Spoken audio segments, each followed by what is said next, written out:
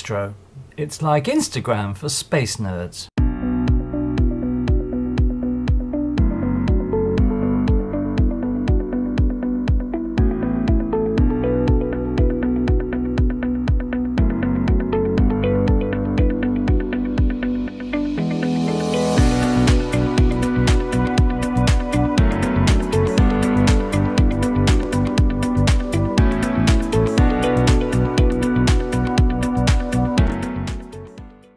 Well, good evening. Welcome to Space Oddities. Thank you for joining us on this Tuesday evening. Thank you very much to all of you who've been staying up late with us the last couple of nights to watch the 10th test flight of Starship. And I say couple of nights because it didn't happen the first night because of an oxygen leak in the ground equipment. Didn't happen last night because at the last moment the weather wouldn't play ball. It was too cloudy. And we're going to try again tonight. So we will be going live at midnight UK time tonight to bring you live coverage of the SpaceX Starship test flight. And liftoff is scheduled for 12:30 UK time tonight. So we hope you can join us. And it promises to be a lot of fun. But of course, I'm losing some sleep because, of course, that's 1:30 in Spain. And if all goes well tonight, of course, we'll have a mission lasting the best part of 2 hours. So we hope you can join us for that because it's a very important test for SpaceX. Anyway, you're all very welcome. It's great to see you again. Let's just have a look in the chat and see who's hanging around in the nether regions. Nobody yet, but just say hi in the chat. And why not? If you're new to Space Oddities, you're especially welcome. Thank you for being here. And just introduce yourself in the chat. All you need to do is to say hi, just so we know who's around. So on tonight's show, we have a bit of a mixed bag for you tonight. I'm afraid there's no news tonight. There hasn't been that much in the news this week that was worth mentioning. I've got a couple of stories that I think I'll hold over till next week. But we are going to have a chat about one very important story that's been in the news this week. And we'll talk about that a little later. Also tonight, Lou is going to be telling us about a discovery around Uranus. And I'll let him explain everything. Thank you for that correct pronunciation, Andy. That saves me a lot of time. Well, you know, I mean, I used to laugh at that joke, but when you see it the nth time on Facebook and other social media with people just making that joke all the time, it's just got beyond the pale. It's just got a bit too thin, that joke now, I think. We will move beyond today. We will move beyond. Yeah, so moving on. But tonight, I'm going to be telling you about China's plans for exploring the solar system. And they are quite incredible, to be quite honest. China, over the next 20 years, and they've got it mapped out for about the next 20 years as well, they've got big plans for exploring the solar system with the emphasis on habitability and finding life. That's going to be the whole thrust of their exploration of the solar system. So with NASA space science budgets look like they may be cut by nearly 50% and possibly 40 either upcoming or planned missions in jeopardy. China looks like it's taking up the mantle for the exploration of the solar system. And it's a very, very sad state of affairs. But anyway, more of that later. So also, of course, we've got Roger's Night Sky and Gallery tonight. Roger will also be delivering tonight's Constellation of the Week, which he'll tell you about later. No Einstein of the Week, I'm afraid, this week, guys, after that bumper edition of Einstein of the Week last week, when for a whole week, the whole world was going totally insane. Things have calmed down a bit this week, and I really haven't seen one thing that's worth including in Einstein of the Week, apart from the usual moon landing denialists and flat earthers all over the place like vermin. You know, but that's just not funny. It's just pathetic. So I don't include those because it just gets tiring. So, but I'm sure we'll be back to normal next week. I hope you've all had a fantastic week. If you would like to support Space Oddities, don't forget you may do so in one of a frankly bewildering number of ways. You can, of course, buy us a coffee. And if you would like to buy us a coffee, because as it says, astronomers' lives matter, and we need our caffeine intake regularly boosted, then scan the QR code or click the link that's just appeared in the chat, and that will take you to the Buy Me a Coffee page where you can buy us a coffee, like this. And I don't know if Sandra's around. Sandra, I've actually got a mug this week that's actually got a handle on it. Look at that. I've tracked one down that was languishing in the depths of the cupboard.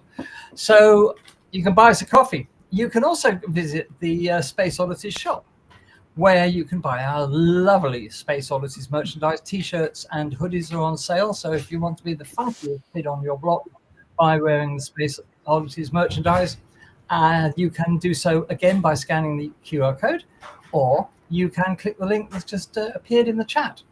So there we are. You can also make a donation directly to Space Oddities by clicking the icon with the $ just underneath the chat window. And you can donate to your heart's content there. And any amount of money is accepted, no matter how enormous. You can give us a direct donation, and thank you very much. And why not join our Patreon page? We've got a Patreon community where, for a very, very reasonable monthly fee, you get all the presentations we deliver on our Tuesday live streams, plus a lot of videos. For example, all of our Moon Month videos that we did in April are there as well. There are chats where you can speak to us and other members. And if you do join our Patreon, then you get a nice little present from us of 2 10x8 astro photographs as taken by Space Oddities astrophotographers as a little present for joining. So there we are. You can support us in a number of ways. And as I always say, all the money that we receive goes towards keeping the channel on the road. So, you know, we're not secreting it away in a Swiss bank account somewhere. It all goes towards paying for keeping the channel running, because we have bills like everybody else. So thank you very much for your support, and every last one of you. I'd like to say to Gerard, many thanks for your donation already this evening, sir. And take a leaf out of Gerard's book. Give us lots of money. And we need cash for world domination. Yeah, we do need cash for world domination. You know, but more importantly, we need cash for keeping Space Oddities running. But we can't do it without you. So any amount of money, gratefully appreciated. All right, let's move on. We were thinking we'd like to discuss something that has been in the news, which is a little bit disturbing this week, and that is that the UK Space Agency, which was set up a few years ago to promote and manage the British space program, has been closed by the government, or will be as of April next year. It's being subsumed into the Department of Science, Innovation and Technology, or Department of Science, Technology, Innovation. I can't remember which way around it goes. DSIT. DSIT. DSIT, yeah. The government's rationale for closing the UK Space Agency is predictably cost-cutting, and they want to bring everything under the umbrella of the Department of Science. But it doesn't augur well, because the whole point of having an independent space agency was that it wouldn't be tied up in endless bureaucracy from the government, that it would be in an ideal position to innovate, and as indeed it has been doing. The UK Space Agency has been doing a fantastic job, but the government have decided to close it. So, guys, what do you think about that? Any views? Well, to be quite honest, I mean, they've dragged their feet, because in all the time that they have existed, and of course they're based in Swindon, in Wiltshire, and they were basically designed to bring everything together. We were having launch sites, we were having science hubs and space hubs and all this all over the place. They sort of dragged their feet. I mean, they have put money into it. Let's not get this wrong.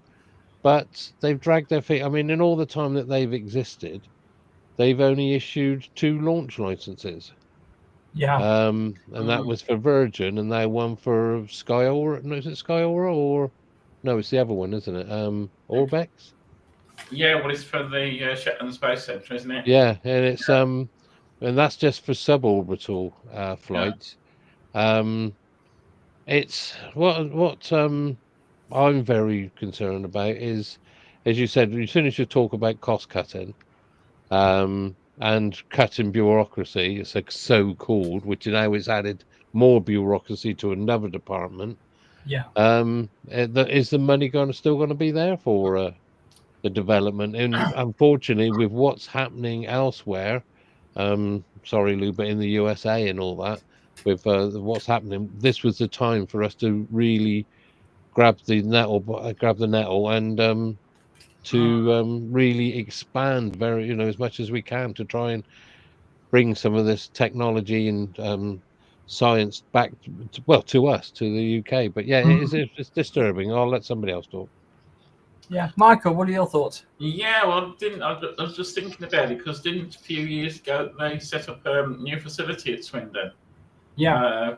For everybody in the UK Space Agency. I think Yeah, that there was was. I mean, if they were set up while we were still a radio station, Andy. Can you remember when we actually interviewed them? Yeah. right. Yeah. Right. Yeah. We interviewed them, and Right. they were so enthusiastic. And the idea was that there would be these hubs around the country bringing together universities, manufacturers, space companies in one place. And there were big plans. I've still got the document somewhere. Yeah, Didn't they set up a large vacuum chamber as well for testing space equipment? Yeah, I think they did. Yeah. I mean, on the plus side, we do have to wait and see. It may not be as bad as it initially sounds. Yeah. But history in this sort of thing, whenever the government starts talking about rationalizing and cost cutting and bringing things under different umbrellas, I think history demonstrates it really turns out to be a good move. But of course, a similar thing, well, not exactly similar, but something I was thinking of is that the European Space Agency was formed out of two previous organisations. Yeah, true. Merging of those two organisations, and look at the European Space Agency now, 50 years later.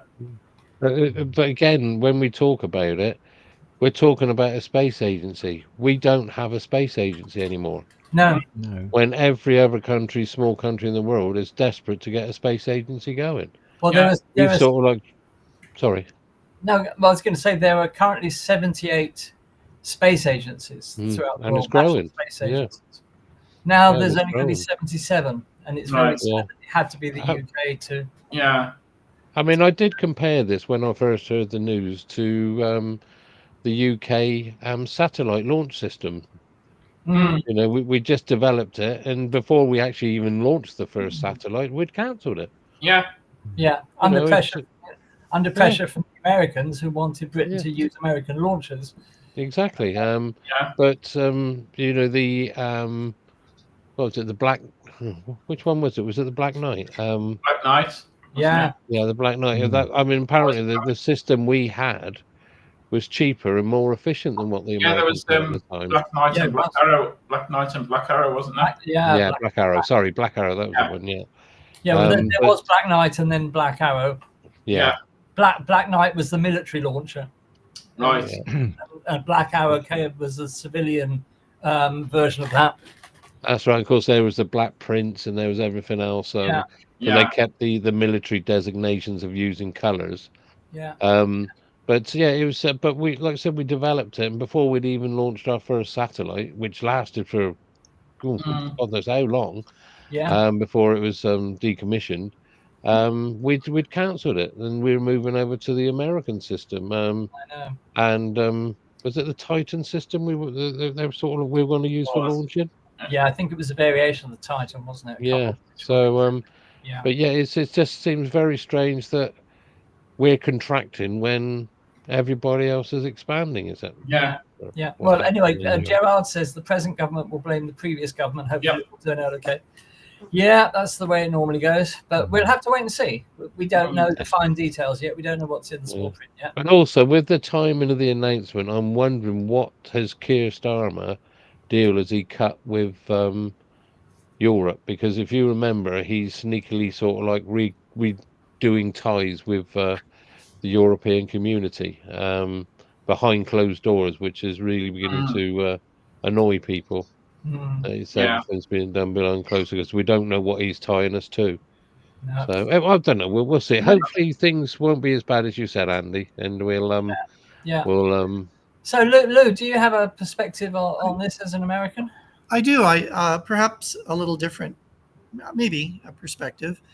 On the one hand, I don't know the details of the plan, but on the one hand, it's just a merger. In other words, they're not pulling your space agency; they are putting it under this other department.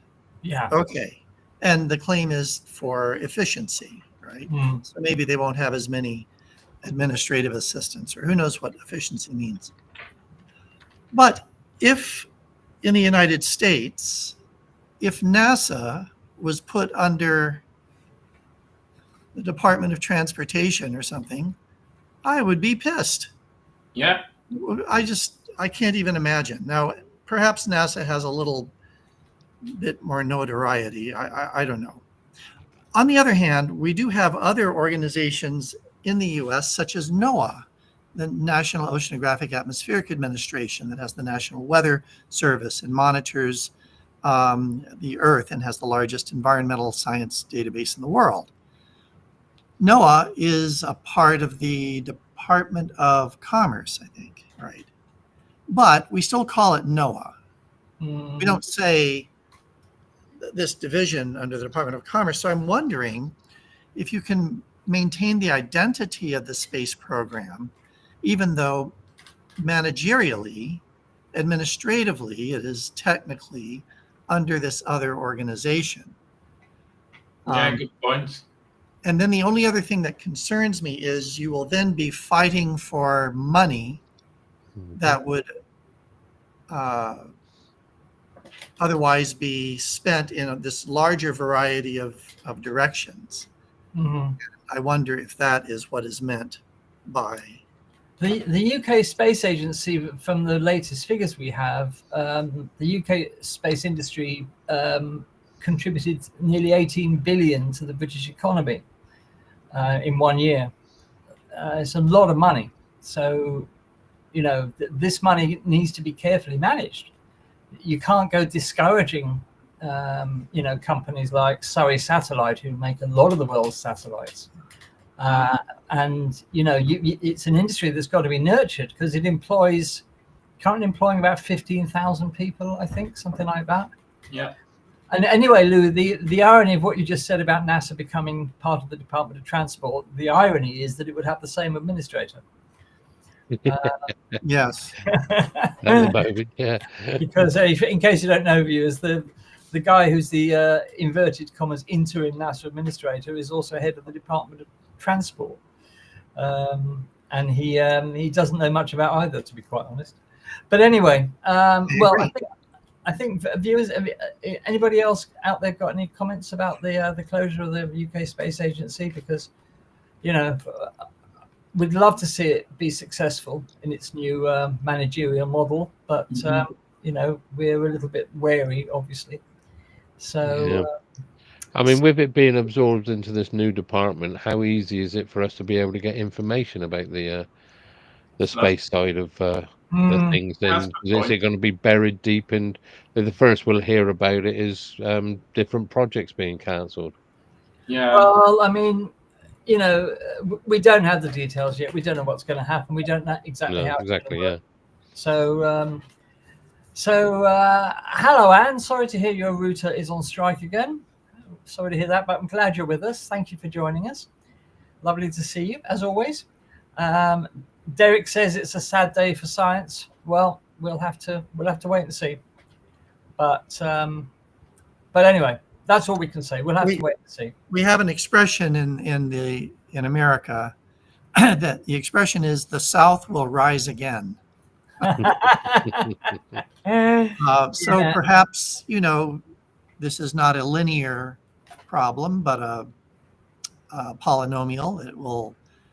This will happen, and things will swing the other direction and recover. We don't know.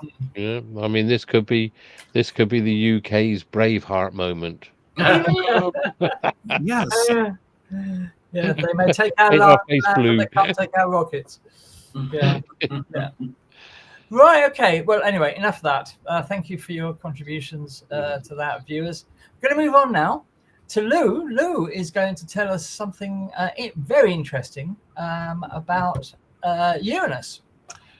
Yes. Well, actually, I thought, what's the big deal? Another moon. Okay, fine. So I've tried to turn it into something a little more interesting. So let's see if I can do a little screen sharing here.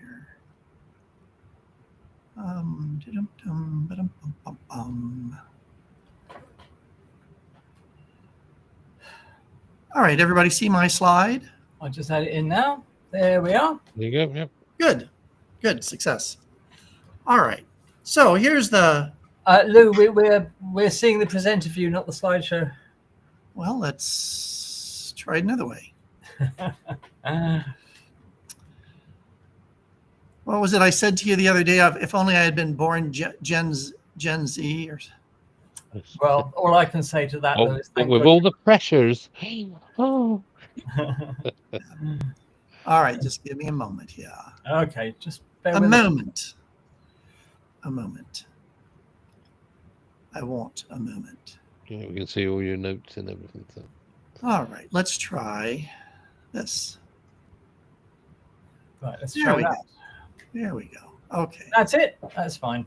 All right.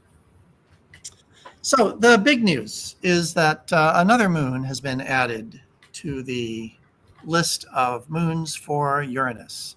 It now has 29 known moons, and that includes, of course, the 5 major moons, right? And you all know what they are, don't you? Because they're all from Shakespearean plays. Miranda, Ariel, Umbriel, Titania, and Oberon. All right. So I'm just going to go over a little history of the discovery of moons around Uranus, and then we'll get to this new discovery.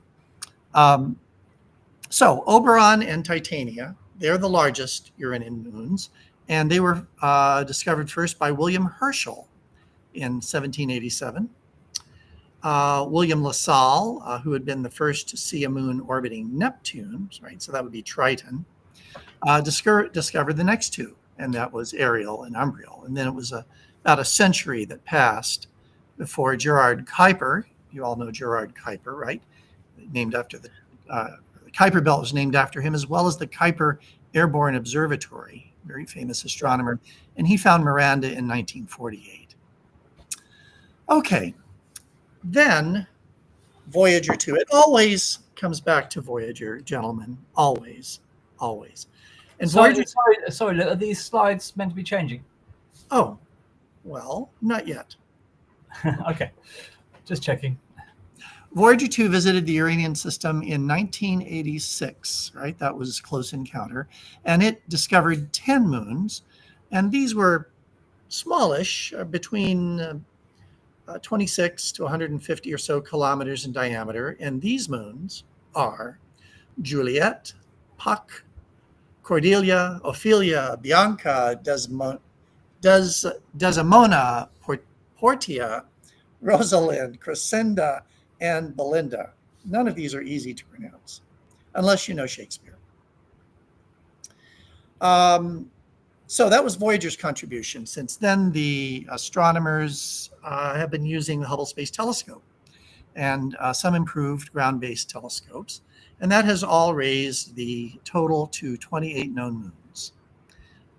Spotting the post-Voyager moons is a rather impressive feat when you think about it, because they're all small, maybe only 12 to 16 kilometers across, and they're kind of black as asphalt. So think about it. Black as asphalt. That means in the visual, they're going to be very hard to see. They're dark. But in the infrared, they're going to be absorbing energy and re-emitting it like crazy, right? So we have an infrared telescope up there somewhere, and perhaps that plays a role in our story. And of course, they're about 3 billion kilometers away, but who's counting? Okay. Now, we will attempt to change slides. And they're not changing.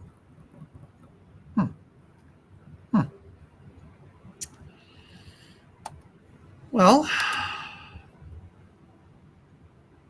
slides not changing. Dum-dum-dum-dum.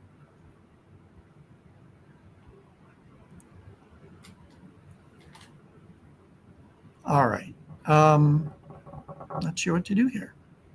Lou, have you got a PowerPoint icon at the bottom of your screen on your taskbar? Because if you have, hover over that, and sometimes a little control panel comes up above, which you can alter the you can move these slides on from there. What happens If when you you've hit got the arrow? Yeah, I'm hitting the arrow. Oh my goodness. All right. Let's see here. Maybe I may need to get out of this and just We've got subtitles. yeah, I don't Yeah. care. Yeah. All right. Let's see if I can get out of all this. And we'll just do it straight.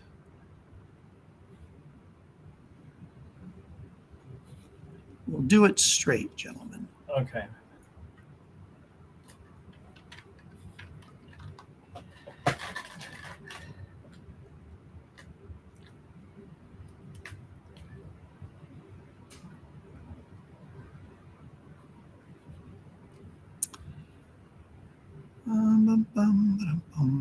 If not, we can come back to you a little later if you've got the time.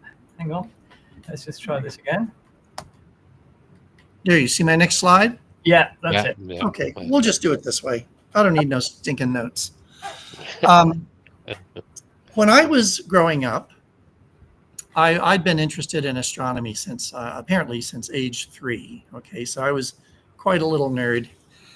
And my aunt and uncle would send me a science library book every year for Christmas.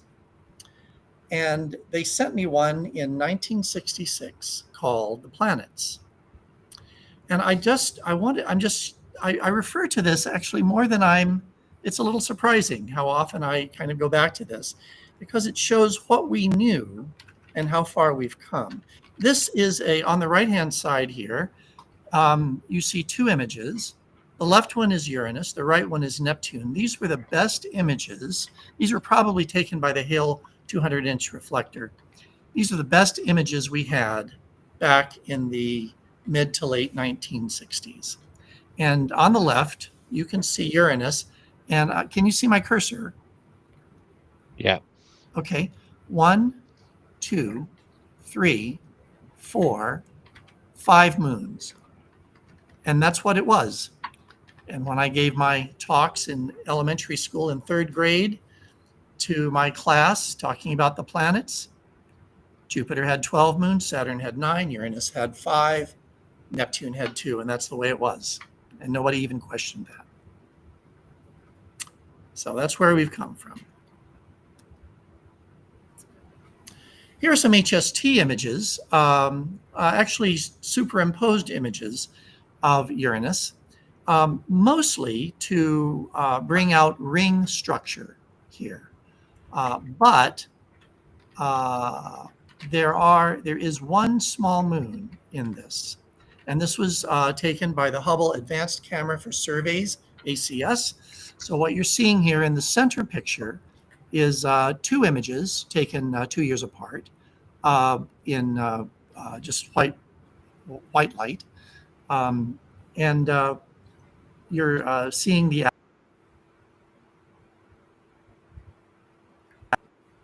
outside, you're seeing a very, very closed image.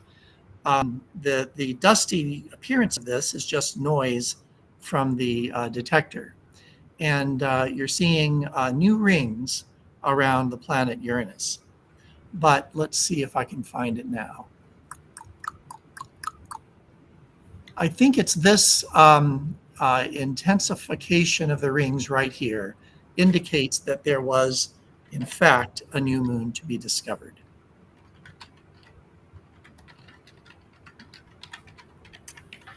This is an old Voyager image, Voyager 2, during Encounter. And it has been reanalyzed Now, by the way, I'm going to be talking about this idea of archival research in this talk. We don't pay enough attention to it, in my opinion. So this image was reanalyzed in 1999, and they discovered even new moons just from the Voyager images that were not sufficiently analyzed in 1986. And you can see them kind of pointed out here with their names. And down here. Wow. Yeah.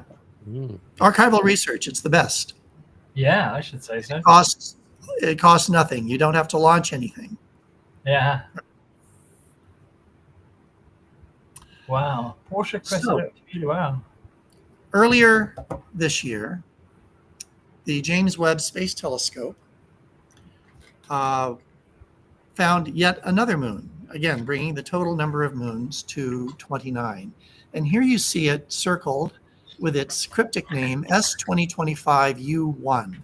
And it will remain S2025U1 until the International Astronomical Union, the IAU, who names everything in space, decides what to call it. And no doubt it will be some actor in a Shakespearean play. That would be my bet. Yeah, got to be, hasn't it? Now this, because I'm showing you the presentation this way, I don't think I can show you the animation. But they took 10 images over time, and all of these moons, including this little one here, orbit around Uranus. And so that was definite proof that that a new moon had been discovered. And in addition, there was some research done, I believe it was Zhang et al. In 2022, that started noticing periodic undulations in the outer ring of Uranus. And and this was, again, archival research, he attributed that to the presence of a moon. If you think about this as the shepherding moons around Saturn, which kind of keep the rings in shape, but can cause little wavelets in the rings. And that apparently was one of the cues that there was another moon orbiting just outside the rings here that had a known periodicity and was affecting the shape of the rings. So all of those methods are, we have ground-based observations, we have space-based Earth, Hubble, and JWST, we have Voyager, and we have the great work of researchers and let me just underline graduate students desperate to publish, who have kind of pulled this new information out of the data. So as new techniques become available, such as AI ML, crowdsourcing, new data analytics methodologies, and new technologies, we're going to be able to do a lot more with all of this data, these petabytes and petabytes of data that are already on the ground. So I will end there. Excellent. Excellent. Thank you, Lou. So that moon is probably an artifact of the imaging, but it looks sort of elliptical rather than a point source like the others. I don't know the shape. It's about 6 miles or 10 kilometers in diameter.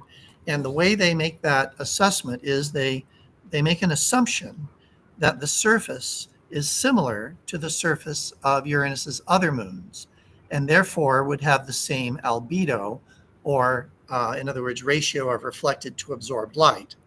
Then you say, well, how bright does it appear? It appears that bright. And therefore, if the surface is this material, then you need a surface area such and such to reflect that much light. So it's an estimate. Yeah, we'll just have to wait and see, because I'm sure there'll be lots of follow-ups on this. But of course, I think yes. And if I could just say that the decadal survey, the Planetary Science Decadal Survey, current decadal survey, puts a new mission to Uranus and possibly Neptune at the top of the list of new Right. planetary missions. Now, with our budget situation, who knows? Right. Right.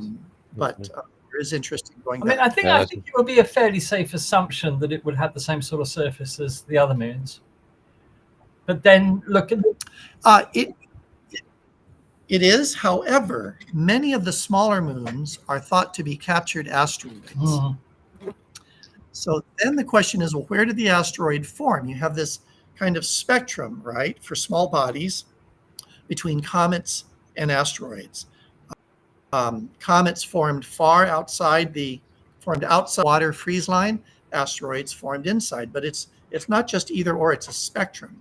So it's unclear how much reflective ice is on the surface. I mean, if you look at Saturn, I mean, look at Iapetus, for example, which turned out to be incredibly different to the other moons. So yeah, we'll just have to wait and see. Ian wants to know, Lou, are all the little moons closer than the larger ones to Uranus? Most of them are. I don't know if all of them are, but yes, most of them are. Right. Okay. Thank you, Ian. Because I see in the chat also, our viewers are taking on the job of naming these. We've got Deep Dorito says Lady Macbeth. Andy says Shylock. Ian says Lear.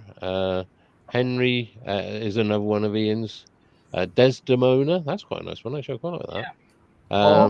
So we're coming up with names here, and I think we should take responsibility for it. I wonder if IAU has a place to send these names in. I wonder. I wouldn't be surprised. Yeah, we'll look that up for our viewers. Yeah, and we've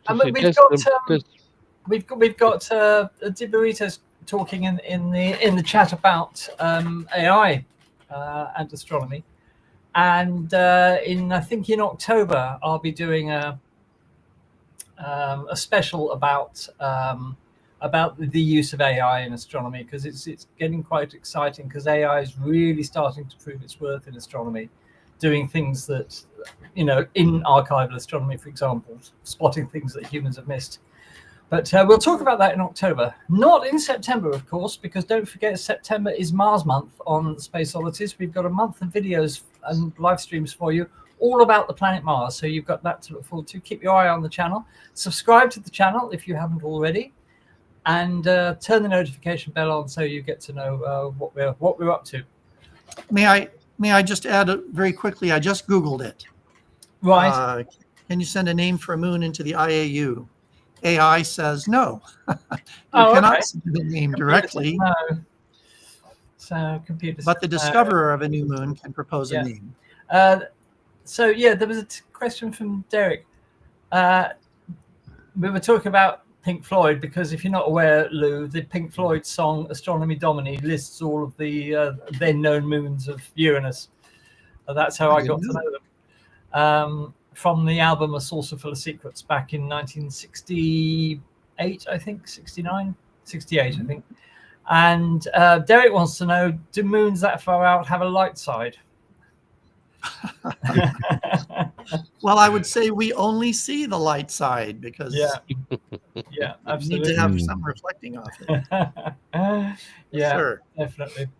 Okay, let's move on. It's time once again to go over to Roger for our weekly look at the night sky and the viewers gallery. So take it away, Roger. Just before we start, I'll just let you know that they're counting down the time in chat because of last week's 10 o'clock cutoff point. Yeah. So just right. We're under orders from Derek to finish no later than 10. So right. So we'll have to see how we go. Anyway, Roger, what's in the night sky? I quite like Deep Burrito's moon face for the possible new name. Yeah, that's predictable. Yeah. Right. Okay. something slightly more serious. Right, we're heading towards the start of September from next Monday, so we're heading on towards the autumn time. Is that one of your images, Roger? No, that's no, not with the planets that size. Not when you've got 2 moons in the sky. It's not Tatooine, you know. Yes. Anyway, let's move on. So we're moving away from the new moon that we had over at the weekend and heading towards our first quarter towards next weekend, as you do. And looking south towards the night sky, we've got the dominance of the summer triangle still quite good.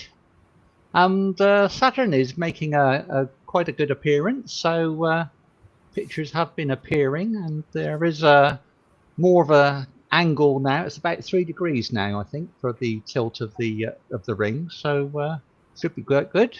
And later on, we've got the Pleiades coming up through. So winter is coming, but we've got the dominating Andromeda galaxy coming up through with the square Pegasus and lots of Messier objects through the central core rising up through Cygnus and onwards. So things are looking quite good at the moment, especially now we've got a more lingering time of astronomical darkness. Yeah, it's great. So before sunrise, we've still got a few planets coming out through. We've got Jupiter, Venus, and Mercury coming out through. So Mercury is still a bit of a difficult object to see because it is still reasonably near to the horizon, and with the glare of sunrise coming through, it will become a bit of a task, but be careful trying to spot it. So we've still got the nights getting longer, and we're moving our way through now into the autumn and winter constellations. So things are looking more better for us to see what we love to see. We still have some remnants of the Perseid meteors, although they will become much less frequent, obviously, as the peak was about a fortnight ago. But if you keep an eye out shortly after sunset, you might spot Mars, which will get quite close to the moon later in the week. So it will become under 3 degrees from the moon later in the week. So that's a good photo opportunity. So you won't need to have a telescope to do that. Good telephoto lens on the camera would be quite appreciated. And so that's more about the what I've just been doing. So we've got the the planets coming out through with Venus, Jupiter, and Mercury coming out through. So there has been some quite good pictures of Jupiter coming up through the morning skies to get some details. So Venus is at magnitude -4.5, Jupiter is at -2, and that would be quite an easy object to see through binoculars. And through that week, we'll be getting a closer separation of those planets. And also in conjunction, we've also got Saturn and Neptune coming up through. So some more opportunities, although they will be a few degrees away from each other. So an opportunity is an opportunity. So you might still be able to get a few transits if you can, if you've got a large enough aperture to see any of these, due to the nature of the inclination of the ring. So good luck with that. And yes, we've just got 3 degrees of tilt. But if you can, you might just about see the Cassini division with that opportunity with a larger telescope. But obviously you will be able to see some of the other moons as well, which I've managed to do myself more by accident than not. So we've also got a few remnants of the meteors, but we'll be getting on to more meteor storms later on through the year. So there's always an opportunity to see something up there, although it usually is just a random satellite. So we've got the late August Perseids, which are up to 10 meteors an hour. So they will be available. So if there is an opportunity, do have a look. But one of the main objects that we've got up with the Summer Triangle is the Dumbbell Nebula. And if anyone has seen that, it's quite an interesting object. Even visually, you can see some of it stretch, although you will need a camera to see the actual coloration. This image here is one of mine, so not all images are from the Hubble. It's currently, it's just blow my own trumpet, why don't I? And that's 1360 light years away, so that's reasonably close. But not only have we got the Dumbbell, we've also got the Ring Nebula, which is also quite good, and the Veil Nebula. So the Veil Nebula we will see later on by one of our regular contributors in the gallery. So there we go. So September will be coming through, and we'll be able to start to look forward to our favourite constellation of Orion coming up more earlier and earlier through the night. So there we are. So we've got Mercury as it gets closer to the sun, it'll come the other side, and then we'll be able to start to see it as an evening object. It's only just magnitude minus 0.2, so it will make its greatest separation from the sun on the 5th of September. So look for Mercury 30-45 minutes after sunset. So should be interesting, although it might be a challenge. Okay, so I think we've got through most of those objects there. And final week, I think we're mostly sorted out with all those things that I've already rambled on. Let's get on to the important thing, the gallery. Now we've got a real good gallery this week. We've had a floodgate of images in, so thank you all very much for your contributions. And let us make a start. Now the first one is the Dumbbell by Lou. Ooh, with his 5-inch Explorer Scientific and his 183 MC. And here we go. Wow. Oh, that's nice. Look at all those stars. I was going to say, that's a very rich field, isn't it? Certainly is. It's a sky Very full good. of stars. Wow. Very much so. Yeah. Well done, I've Lou. got some fuzzies in there as well. Thanks. I stayed up all night painting those little dots in there to make it. Well, Take the you obviously crayons had off enough- him. Okay, well done, Lou. And this is his observatory with the telescope that he used. There we go. Looks reasonably tidily set up. Unlike my cable management, which is all over the place. So I have still no some cable safety hazard. management at all. Well done.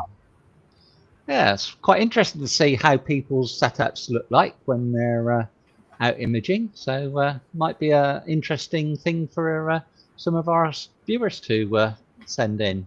Yeah. Show us your equipment. And yeah, so we've got one from Johnny and Rachel Wood of the Cave Nebula. This one is 21 hours integration time. Wow. There we go. And Oh, this look is at what that. it looks like. Wow. That's stunning. Yeah. Amazing. Well Yeah. done, Rachel and Johnny. Another winner. Yeah, and this is Rachel just using Photoshop. She doesn't use PixInsight. It's lovely. Beautiful. That's beautiful colour. Yeah, lovely, isn't it? Sort of a right glow behind that yellow gas there. Yeah. Yeah. And we've got another one from them. There's another one on after this.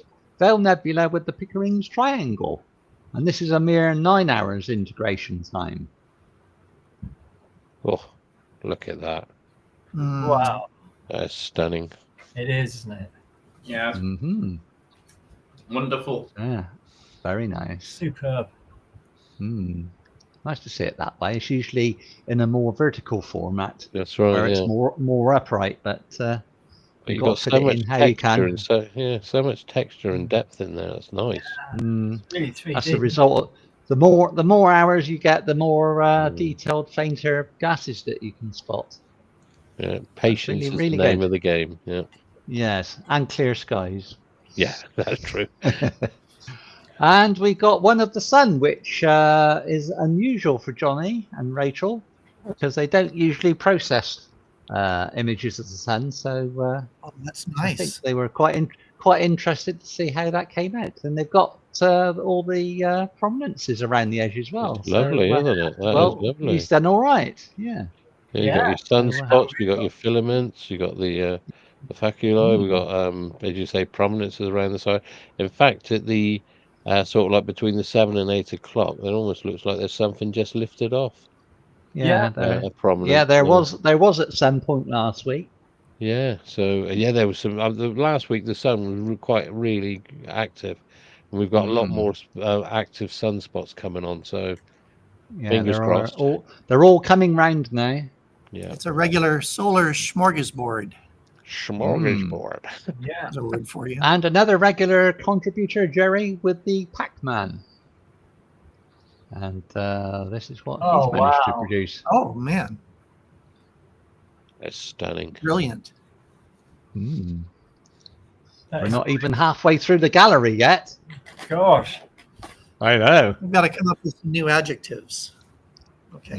Right. Now, we've got quite a few from one of our new contributors, Carl Hopwell. So he's using a 100-inch Skywatcher refractor. And this one's got 8 hours of luminance, 4 hours of HA, and 2 hours each channel of the R, G, and B. So it's all adding up quite nicely. And this is what he's produced. Did you say 100-inch, Roger? Ooh, Stunning. No, 100. gorgeous. No, Yeah. if it was a 100-inch, you'd be using it in seconds, not Yeah, hours. no. Hey, Carol, you can come back anytime. That's lovely. Yes, he's lovely. That is. Don't worry, he's got some more. Excellent. And he's done the Cocoon Nebula as well. Slightly less time, but he's done 6 hours of HA and an hour each of RGB, so that'd be 9 hours altogether. Oh, wow. Gorgeous. And it's nice to see you've got adjacent dark nebula leading away there. Yeah, it's amazing. And I have seen Carl in the chat, so welcome, Carl. Yeah, thank you, Carl. These are amazing. That's probably why he's in the chat, awaiting his pictures here. Moment of glory. They're all of these on tonight's gallery are already on the website. Yep. Lovely. Which the address So of we've which got is https spaceoddities.space. And visit the viewers gallery there, and you've got your own gallery on there, Carl, with your images. And thank you so much. Certainly. Yes, that all had to be set up today for him. So well done.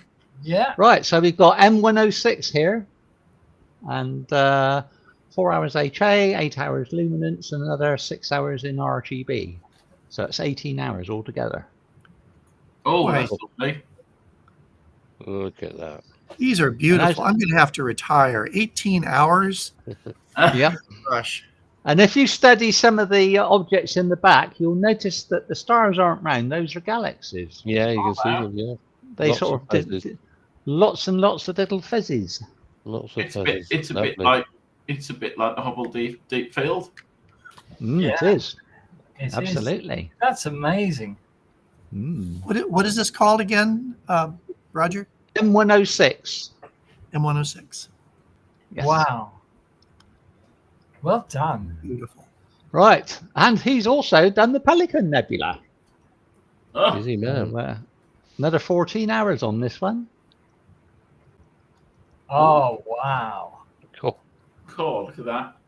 Oh, Look man. at that. Yeah. It's That's so incredible. much definition. Stunning. He obviously knows how to use his PixInsight, I think. Yeah, it's I lovely. think so. Definitely. Definitely. Right. Almost as if you could reach out and touch it, isn't it? Right, and Ken's last one is the elephant trunk.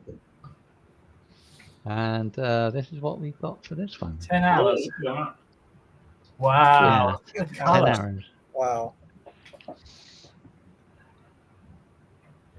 We never ever cease to be amazed at how clever you lot are, honestly. What skill you show in producing these images. It's absolutely amazing. Yes. Yeah, but if you Really add up all good. the hours that he's integrated on all his pictures, that's like, what, about 17 years of. Something like that. Yeah. Yeah. Would have been like that if it was Very the weather nice. over in the UK. Okay, and there's a few from me here. This is just, some star trails over the house. That's a nice one. Oh, nice. And that's only a couple of hours. Oh, nice.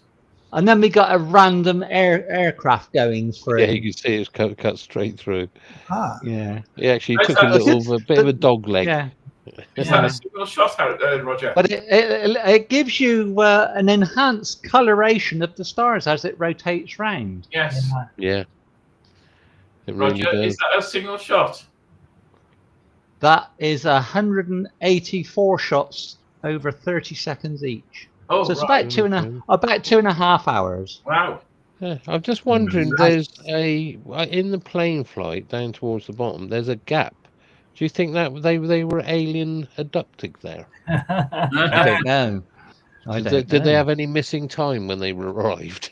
I don't know. Brilliant. That's brilliant. That is, Roger. okay, Yeah. start Lovely. moving, Daz. Anyway, Wow, that's neat. and then I switched the camera around using the same camera equipment. It's an APS-C camera with a 12mm lens, which is like an 18mm full frame. Oh, And this is a single 20-second shot. Oh, wow. Wow. Have you got a meteor there? Yes. Also. And there's a couple of other streaks, but I think those are satellites as well. But I think that is a meteor, which Yeah, it is looks like a meteor. almost halfway on the right-hand side of the Yeah, Milky Way part. Hmm. Beautiful, Roger. Mm-hmm. Lovely. Well done. Yeah. And last one, a very thin crescent, which I took in daylight. Wow.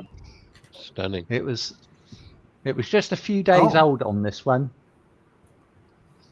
I had to point the telescope at the sun so I could get the origin of where the moon was, because it was in broad daylight. And because it was so thin, you needed to be able to precisely locate it. So Wow. obviously I did. Yes, you did. So I had to use an infrared filter to be able to get the contrast to process this. Unfortunately, I managed to get some detail out of the what was lit from that phase. Lovely. Beautiful. Right, and there we are for the gallery. Mm. Wow. Well Wow. done. Well done. Bravo, bravo. I don't know. Thank you. I don't know how we're going to beat what. Thank you to everybody who's sent in their images. And just give me 1 second and I will just show you something.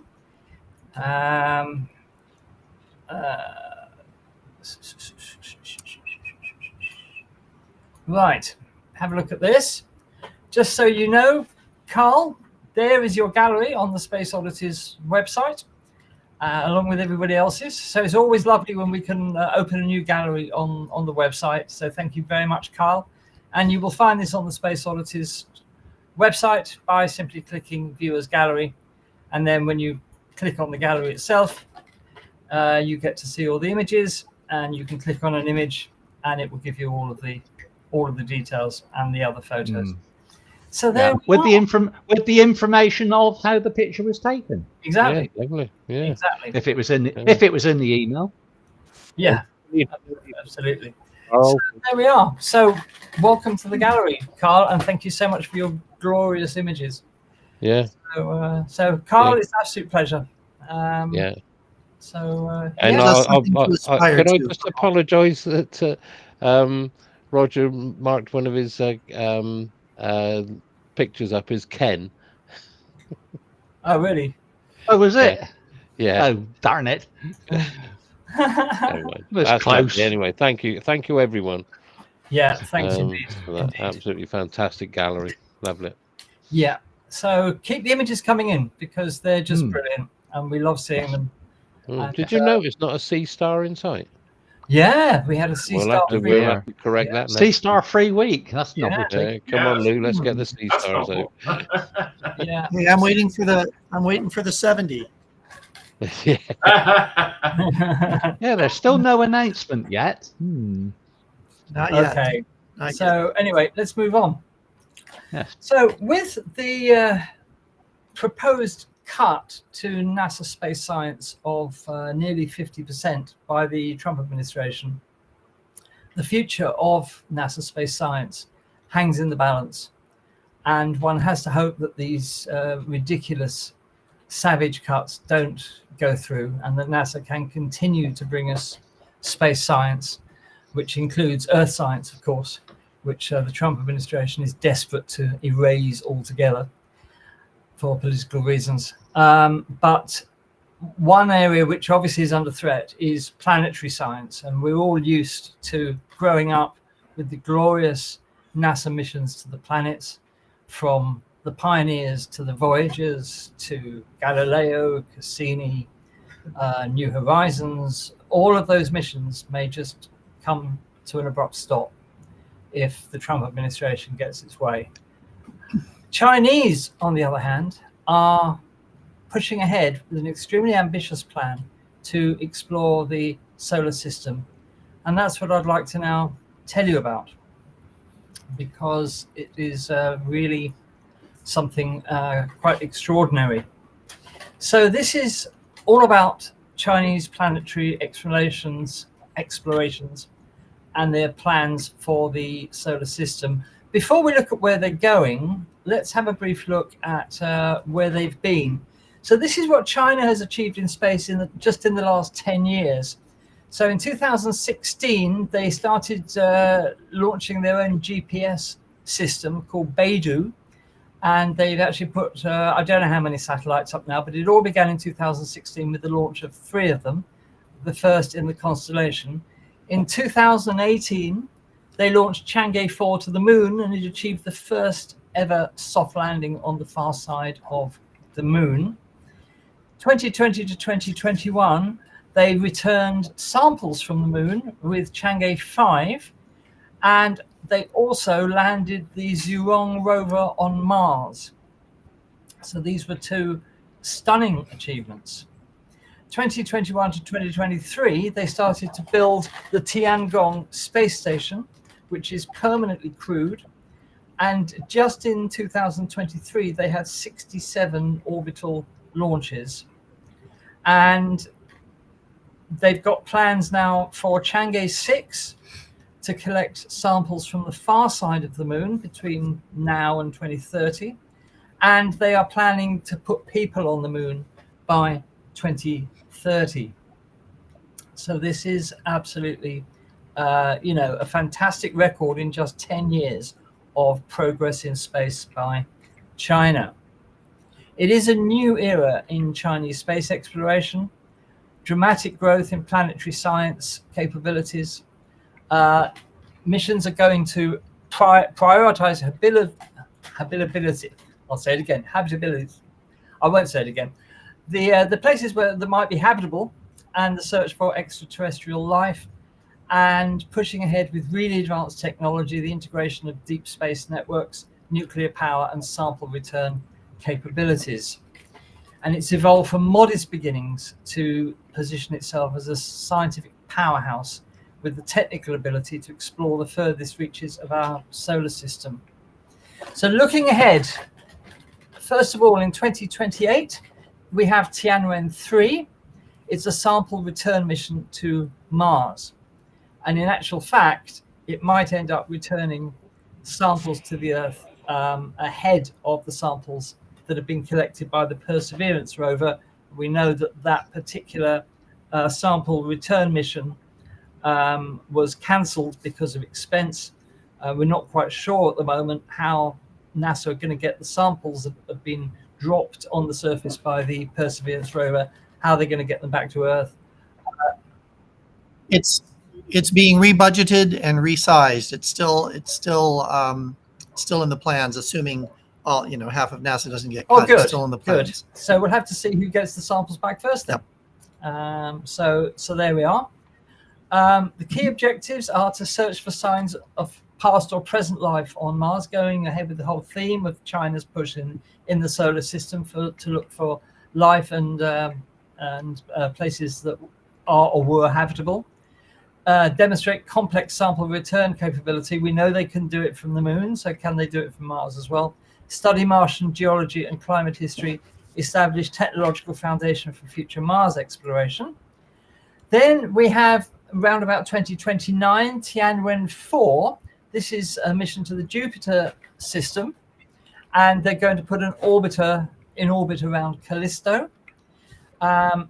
They are going to target Jupiter with arrival around 2035 after multiple gravity assists. It includes a secondary probe to fly by Uranus, believe it or not, which they're going to release at the same time at Jupiter to fly to Uranus, arriving there in 2045. The primary focus is to orbit the study Callisto, Jupiter's outermost Galilean moon, investigating its ancient surface and possible subsurface ocean. And this is going to be China's first mission to the outer planets, demonstrating their capability for deep space exploration. In 2033, they're going to attempt a Venus atmospheric sample return mission, spacecraft going to Venus to sample the clouds of Venus and return them to Earth for detailed analysis. The first ever sample return from the atmosphere of Venus. It's going to study Venus's atmospheric microenvironment. Perhaps then we'll get to find out whether those penguins really are in the atmosphere of Venus. Focus on potential habitability and chemical processes, and providing unprecedented data on Venus's harsh climate. It's a significant technical challenge, obviously, as any mission to Venus is, because of the extreme temperatures and pressures. Now, in around 2030, they're going to start building the International Lunar Research Station. This is focusing, obviously, primarily on the moon, but they are going to collaborate with Russia and other international partners. Now, quite a few countries have signed up to be a part of this project to build a robotic lunar base.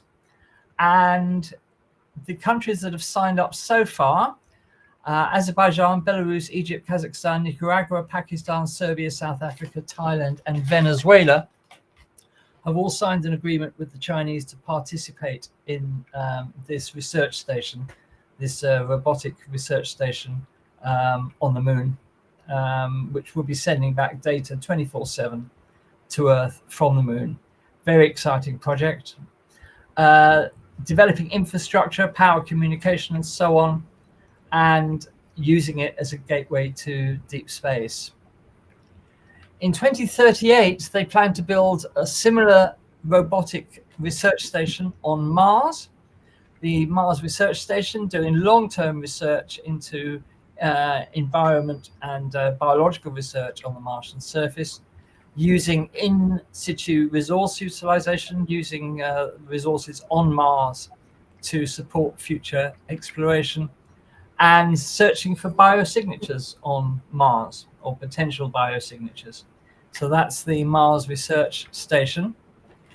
They have a proposed mission to Neptune in around about 2039, sending a nuclear-powered spacecraft to study Neptune's atmosphere rings and its incredibly fascinating moon Triton. It will be China's first mission to the ice giants, requires advanced nuclear propulsion technology, and will search for ocean worlds and habitability in the outer solar system. But it is only proposed at the moment. It's not part of the official plan. And it's going to focus on Neptune's unusual magnetic field and atmospheric dynamics. And that will be a significant leap for China. Now, they've also got another proposal to fly to Enceladus, searching for habitability on Enceladus. And this is a proposal led by China's Deep Space Exploration Laboratory and the Shanghai Institute of Satellite Engineering, inspired by, obviously, Cassini's discovery of these water plumes on Saturn's moon Enceladus, which strongly indicate an underground ocean. It's going to consist of a 3-part mission consisting of an orbiter, lander, and deep drilling robot to drill down into Enceladus and try and actually reach that underground ocean.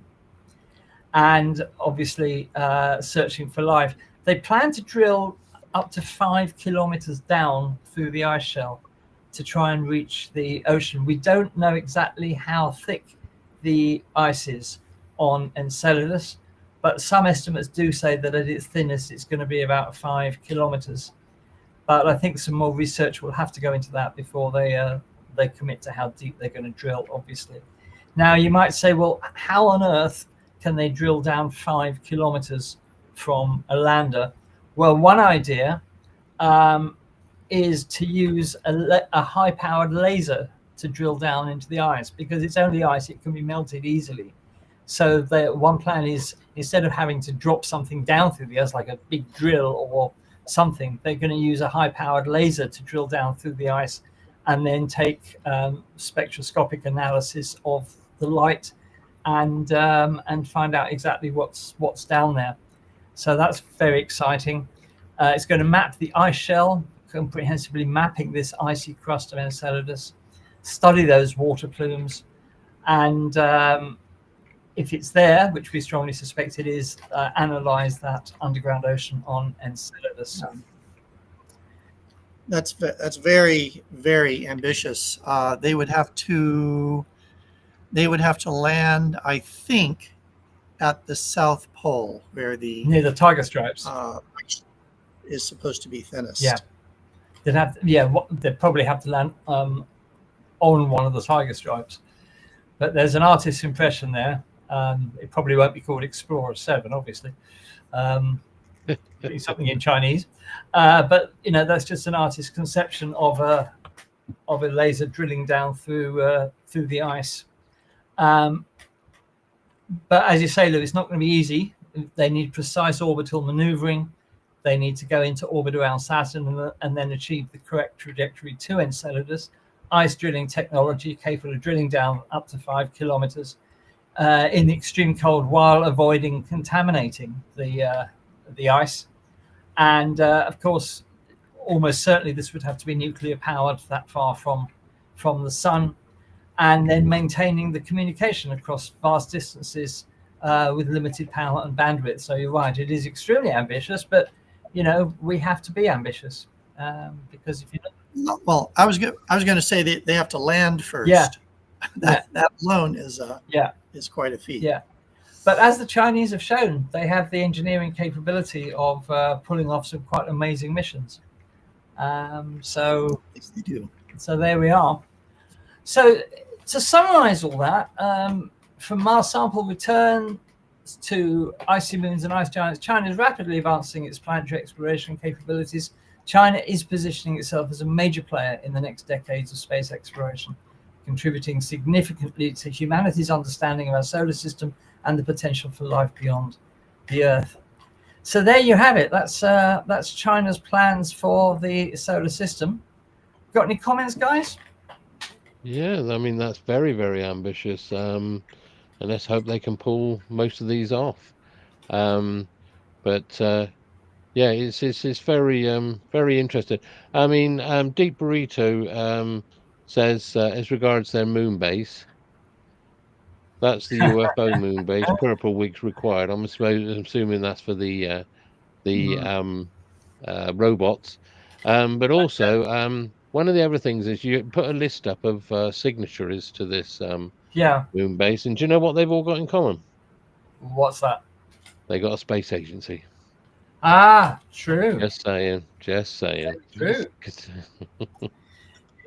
And I would say too that because of their political system, there is not the inherent back and forth and changing and prioritizing from different factions that can extend the length of time that it takes to make a decision or to get something launched. If they want to do it, they can do it. There is no other party, so to speak. Yeah. So that is sadly that is an advantage in a sense of It is. that It is. system. Whatever you think of China's administration and their human rights record and everything else that we negatively associate with the Chinese, you're right. I mean, if the Chinese government says it's going to do it, then it does it. As simple as that. And more importantly, provides the money to do it as well. Because I'm not quite sure what share of GDP the Chinese are spending on space at the moment, but I know that it has gone up dramatically over the 10 years I outlined at the beginning. They're putting more and more money into it. So there we are. So I was particularly pleased to see that they're going to be sending this probe to Uranus, which will get there in 2045. Yeah. Which we may live to see it, guys. You never know. And I think the Venus gas atmosphere sample return could be very, very interesting. Yeah, absolutely. As you said, and for those who didn't get the penguins joke, when they detected phosphine, there's only, I think it's 3 ways that it can be made on Earth, and that's in volcanoes, and industrially, and in the guts of penguins. So we immediately jumped to the conclusion that penguins live in the atmosphere of Venus. So, and just while I'm on here, I just want to point out a very serious accusation against us from Derek, and it says, "Have any of the panel up-to-date photos of yourself on the website? All these false advertising." So I think that's a very serious accusation, as I pointed out, Derek. Yeah, that, we don't take these things lightly, Yeah, and then the law the solicitors will be writing to you very soon. But as I said to end my thing, more up-to-date images of me I'm holding numbers and I have profile shots. So if you want that, that's all well and good. You can have all angles of me. So there you go. We are AI. Yeah, I was going to say, but who's to say we're not AI produced? So I've lost where I was there. Yeah. So, and I would have you know, Derek, that photo of me was only taken a few months ago. It's just sort of, I've had a hard day today. That's why I look like this. So, quick Venus comment. After years and years of denying proposals for a Venus mission, about 2 or 3 years ago, Da Vinci and Veritas were accepted and development. Those missions will be canceled if the president's vision moves forward. Yeah, absolutely. And Derek says China will leave NASA and ESA behind. Well, if those unthinkable cuts do happen to NASA space science, then very probably, because ESA is not pushing for solar system exploration like the Chinese are. So you may well be right. We will just have to wait and see. Very sad state of affairs, though. One has to hope that the American administration changes before any permanent damage can be done. Because when these missions are cancelled, you're talking about teams of people who have been working on things for years. Oh yes. Many of my old colleagues are now leaving NASA. It's a tremendous brain drain. But perhaps things will recover. The Congress appears to be in support of a better budget. So we'll see. Yeah, absolutely. Yeah, let's be optimistic. We're always optimistic on Space Oddities, and let's hope that these dreadful cuts don't actually come to pass, and Congress does find a way of stopping the madman carrying them out. So there we are. Okay, well, I think that is about it for this evening. And we are a little early today, but we did say before the program that we wanted to show Derek that we can finish early when we want to. So there you are, Derek. You got Constellation of the week, Andy. Oh God, yes, we have. I forgot about that. I always forget. Oh, Yeah, so we're just going to finish off today with Constellation of the Week, and I will leave it. yay! I will leave it to Roger to describe Yay! exactly what the constellation is.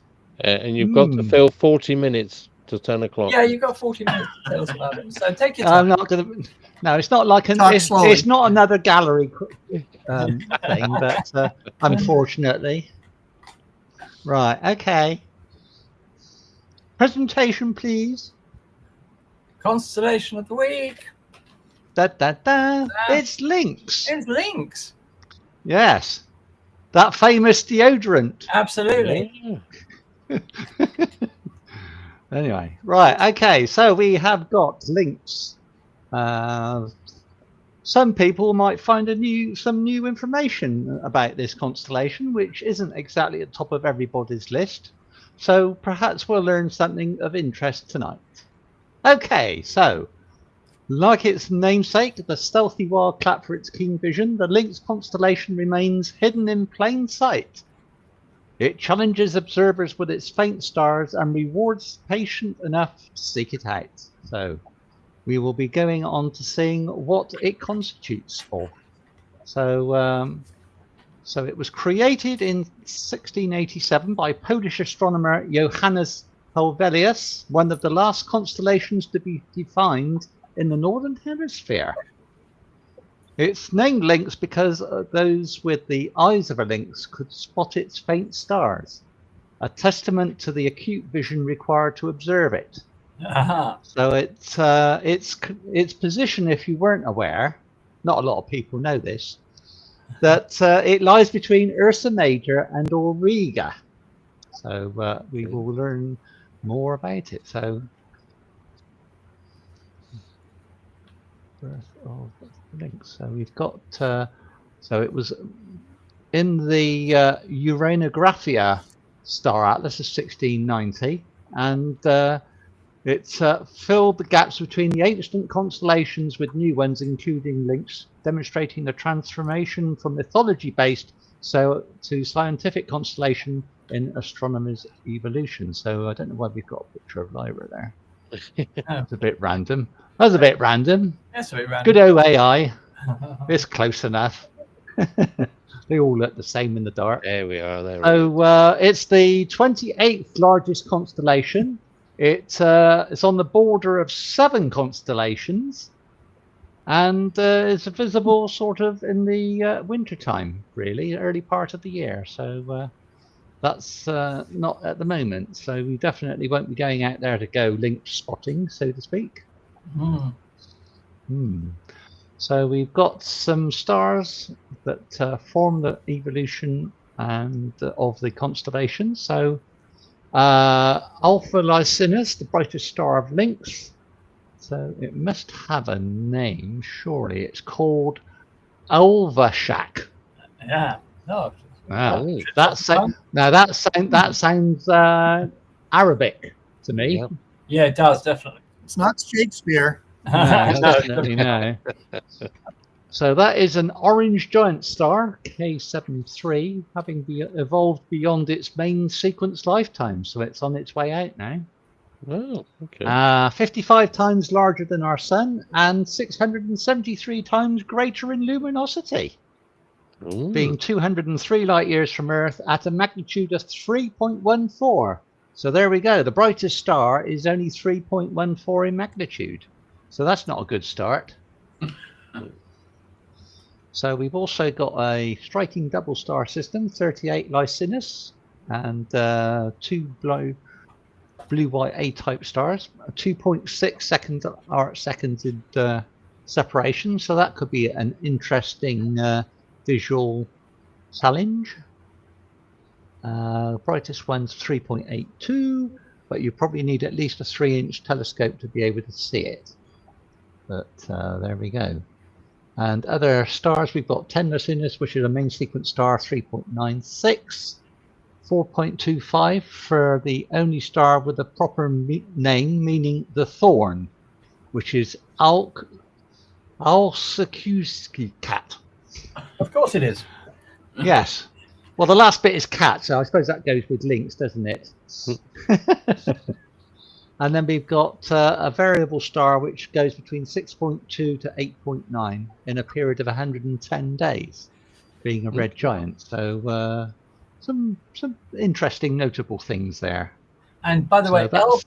Elvashak translates as spiritual. Ooh, right. There we are. So here's the actual physical tracing of the constellation into the night sky. And we've got some other interesting names here. I don't know what language that was coming from, but there we are. Wow. Almost. I would say that was like Chinese, those names. Could well be. Quite possibly. So we've got some interesting objects here. We've got some globular clusters and superclusters. So let's see what that entails. So the most remarkable one is called the Intergalactic Wanderer, due to its extreme distance from the Milky Way center, which is approximately 275,000 light years away. Wow. And is one of the most distant known globular clusters in our galaxy, even though it's a magnitude 9. So even a telescope of medium size should be able to see that. And it's not gravitationally bound to any. It just kind of exists. It's just galaxies? sort of where it is. It's not not attached to anywhere in particular. No. So there we go.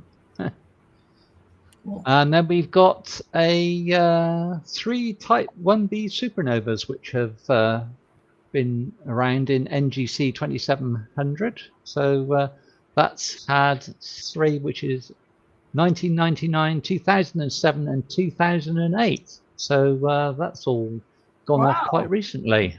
So 3 supernova in the space of 10 years or so. So that's quite unusual, but there we go. They got to go somewhere, and they're all in this fun. There we are. So it's all part of the Lynx supercluster. So there's a supercluster in quite a lot of the different constellations. So Lynx has got his own, and why not?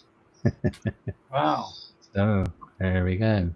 So we've got the Intergalactic Warrior, and then we've got up to the spiral arms of 2700, which is tens of thousands of light years across through all these different supernova and things. So there we go. So there we've got links all through the different constellations here, between Lynx, the Ursa Major and Gemini there.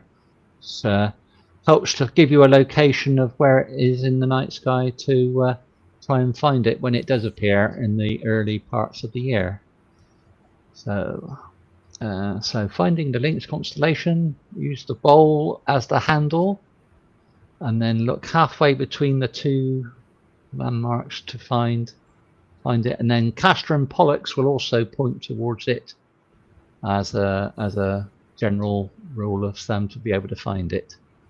So just a few hints, just to use a pair of binoculars to try and spot the fainter stars. Although some of the objects obviously will need a telescope of a few inches or more. So good luck trying to find it. I don't know what he's doing with that picture. He looks like he's looking down the tube at the ground. So I don't know what AI is doing with this image, I'm sure, but there we are. He's using it as a microscope, not a telescope. Well, it's collimating. Yeah, it's collimating. Oh, right. Yeah. Well, that won't stay very good if that's a brass telescope. No. That'll be green in no time. Anyway, there we go. So there's a few little pointers there to the constellation of Lynx if you were ever curious about it and what to find out and see what there is. Fantastic. Thank you. There we are. There you go. Yes. Thank you very much. Yes.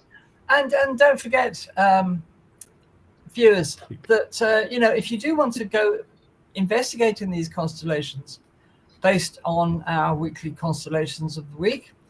Well, if you join our Patreon, then all Patreon members have access to all of these files, presentations for Constellation of the Week. So we've got a nice library there of all the Constellation of the Weeks we've done so far. And you can just open them, learn all about the constellation, and plan your viewing accordingly. So that's a nice little library that Patreon members have access to. So why we've got over a dozen or so there already. So yeah, and we've always interesting to sort of pick one up and then go through them constellation by constellation and try and find some new things to see. Yeah. So and photograph for the gallery. Exactly. So lots more to come yet. So join the Patreon, patreon.com/Space Oddities, and become part of the community, and you too will have access to all of our constellations of the week. And it's now UK time 9:31. We are going to take our leave of you, but only temporarily, because we will be back at midnight for the 10th test flight of the Starship. Third night running. We're going to try and do it. So let's hope that tonight they actually get a launch together. And we're looking forward to seeing you back here at midnight UK time for the 10th test flight of Starship. But in the meantime, hope you're happy now, Derek. So thank you for being here. Thank you for supporting Space Oddities. Much appreciated. We do appreciate you spending our time with us, and most of you. And we will see you back here at midnight. So from myself, from Roger, from Daz, from Michael, from Lou, we will see you. If we don't see you tonight, we will see you back here. Don't forget that next week is the start of Mars Month, and we'll be delighted to welcome to Space Oddities next week Nicholas Booth, who is a science author who has written a book called The Search for Life on Mars. So we'll be chatting to Nicholas next week here on Space Oddities about his book and the general topic of life on Mars. So we hope you'll be here for that, because it should be a really interesting conversation. So Nicholas Booth on Space Oddities next Tuesday. Until then, have a fantastic week. Look after each other. And thank you for your support. And we'll see you, if not tonight, then next week. All the best to you all. Bye-bye. Keep looking up. Bye.